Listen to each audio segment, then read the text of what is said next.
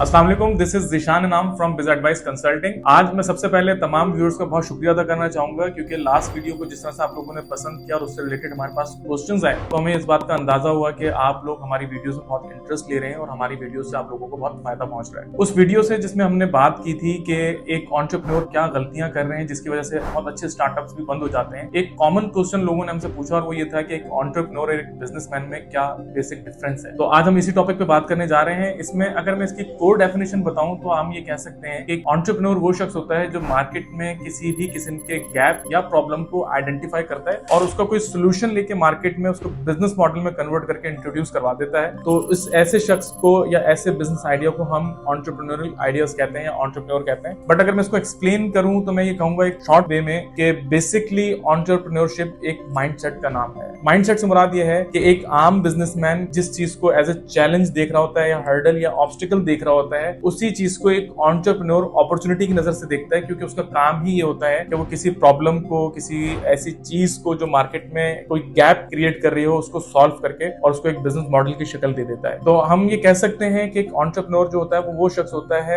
जो जिसके अंदर एक खास क्रिएटिविटी होती है और उसके अंदर कुछ ऐसे ट्रेड्स होते हैं जो उसको एंटरप्रेन्योर बनाते हैं। तो अगर आप भी एंटरप्रेन्योर बनना चाहते हैं या आप ये चाहते हैं कि मैं मार्केट में एक एंटरप्रेन्योर के नाम से पहचाना जाऊं तो पहले आपको ये बात देख लेनी चाहिए कि क्या आपके अंदर ये ट्रेड्स मौजूद हैं या नहीं, और अगर नहीं है तो आप इन क्वालिटीज को या इन ट्रेड्स को अपने अंदर डेवलप कर सकते हैं। जिसमें सबसे पहला जो क्वालिटी या ट्रेड है वो ये है कि एक एंटरप्रेन्योर हमेशा क्रिएटिव आदमी होता है, क्योंकि जब तक आप क्रिएटिव नहीं होंगे तो आप आउट ऑफ बॉक्स थिंकिंग की तरफ नहीं जा सकते, और जब तक आप आउट ऑफ बॉक्स थिंकिंग की तरफ नहीं जाएंगे तब तक आप किसी प्रॉब्लम का एक अच्छा सोल्यूशन नहीं निकाल सकते। दूसरी चीज एक एंटरप्रेन्योर के अंदर जो जरूरी है वो एक विजनरी आदमी होता है, उसके पास एक विजन होता है, यानी वो फोर्स सी कर सकता है। उसको इस चीज का अंदाजा होता है कि आज से 5 साल के बाद, 10 साल के बाद या 20 साल के बाद मेरे इस बिजनेस आइडिया का मार्केट पे क्या इंपैक्ट होगा और मैं उसको किस तरीके से मार्केट में लेके चलूंगा। तो एक एंटरप्रेन्योर के पास एक विजन का होना बहुत जरूरी है। तीसरी बात, एक एंटरप्रेन्योर के अंदर एक रेजिलेंस का एलिमेंट होता है। रेजिलेंस से मुराद ये है कि वो कभी भी किसी चीज से डिसअपॉइंट नहीं होता। मतलब अगर कोई ये कह लें कि किसी हार का सामना करता है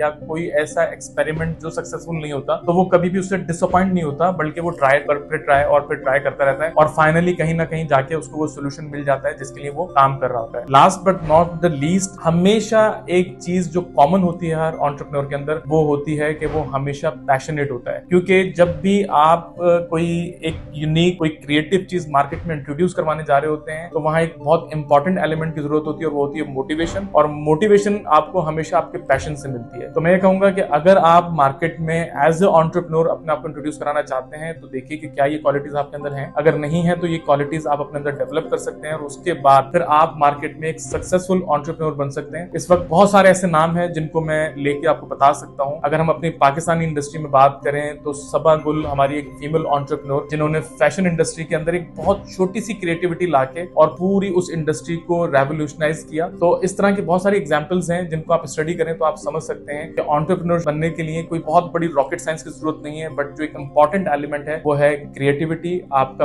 विजनरी होना, आपके अंदर रेजिलेंस होनी चाहिए और आपके पास काम करने का पैशन होना चाहिए। आई होप आप इस चीज को समझ सके होंगे। मजीद इस बारे में अगर आपको इन्फॉर्मेशन लेना चाहते हैं तो हमें कॉन्टेक्ट कर सकते हैं। Thank you very much. Allah Hafiz.